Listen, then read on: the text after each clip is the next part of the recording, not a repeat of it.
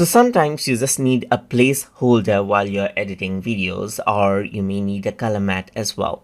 So to do that, you need to go around and click on the project assets right here. And once you go around over here, you can go around onto the panel option over here, just like this.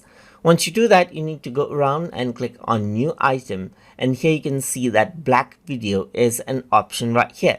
So if I were to go around and click over here, then you can see that this is just a black video, and you can go around and place it wherever you want. So usually what happens is that this is like a placeholder for in between videos if you just need something plain black as a background. But you may also need something colorful as a background, and to do that you need to go around onto the project assets. Then you need to go around and click on the panel option right here, and once you do that, you can go around onto the new item, and then you can go around onto the color mat over here and select out the color as you like over here, just like this.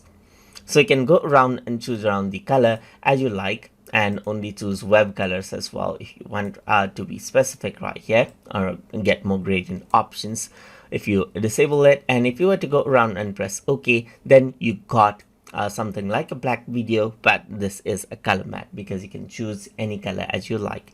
And just with any videos, you can go around and then place it out right here, and this acts like a placeholder right here, just like this. And then you can go around and expand this and change around the size of this, and then edit this out like a video clip as you like.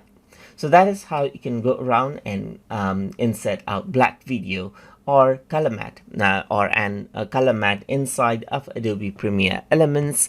So I hope you guys learned something as always. And as always, please like, comment, share, and subscribe.